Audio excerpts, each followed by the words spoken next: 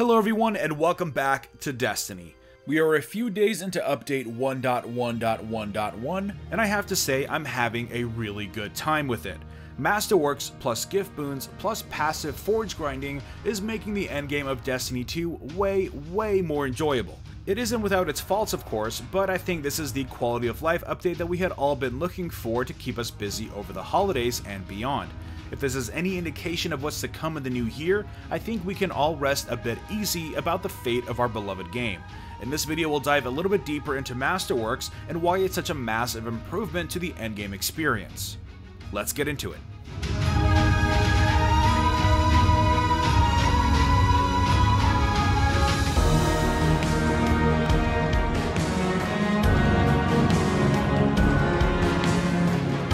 Let's start with a quick recap of Masterworks. They are referred to by Bungie as a new class of weapon.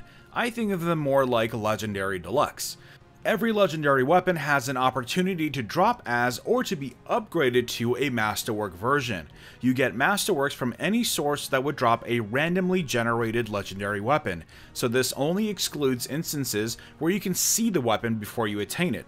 So basically not from quests or direct vendor purchases. You can get them from places like the Gunsmith, Clan ENGRAMS, Legendary Drops, and even the Engram Rahul sells for 25 shards. Looks like we finally have a proper shard sink. Masterwork weapons feature a stat boost of 5 to 10 depending on the weapon class and particular stat. They also feature the ability to generate orbs on multi-kills, and you can even pick up those orbs yourself. They are the small, fun-sized orbs, but if you are facing a lot of ads in, let's say, the raid, and if multiple people in your fire team have them, the effects can be very noticeable. Masterworks will also track your kills, either all kills or just Crucible. You can switch the tracker for 10 Masterwork cores, a new material you gain for dismantling other Masterwork weapons. Dismantling a Masterwork will net you anywhere between 1 and 3 cores. There doesn't seem to be any rhyme or reason as to the number you get, it's just a random result.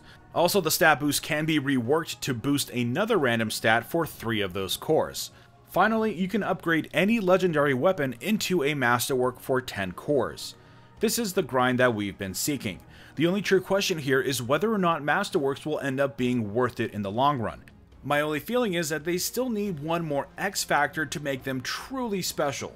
Maybe a global rework of the mod system can help in this department, which by the way I hope Bungie realizes the potential ace in the hole they have with a much more appealing and much more impactful mod system. Give me mods I care about and I will grind the crap out of them. Let's hope for some major improvements before DLC 2. What gets me excited for Masterworks is that it's finally getting me to care about endgame activities other than the raid. In Destiny 1, my go-to activity of choice for the endgame were strikes. Because besides being really fun, especially in Year 3 with some reworking of old strikes, it was very lucrative from a loot standpoint, and I always felt like my time was well spent. That feeling is being restored for me for Destiny 2 with one small exception which I'll go over in a minute. But I have to say the loot explosion is very satisfying. You get more rares to dismantle into gunsmith parts, you get more tokens, and a very good shot at a legendary engram, which all of a sudden we're much more excited to receive because of Masterworks. On top of that, the gifting boons and the prophecies add even more rewards for your efforts.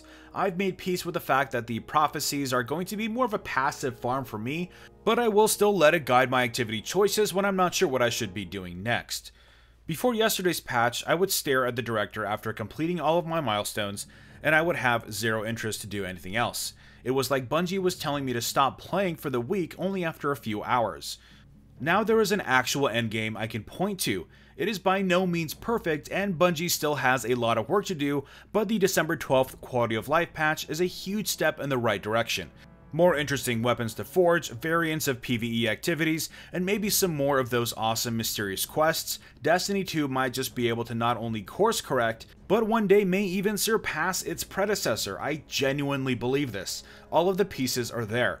Bungie has to figure out how to mash them together in the right way.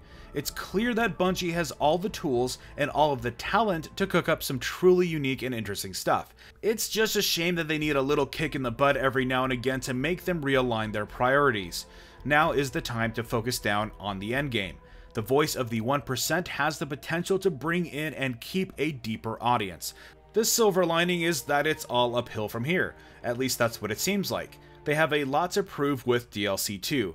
We've seen Bungie learn from their mistakes in the past, only to apparently make whole new ones, but I believe that they care about this game enough to get their act together and work on a cohesive vision for 2018.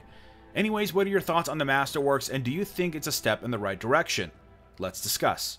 Drop a like if you enjoyed this video and subscribe for more Destiny content. And I will see you all next time.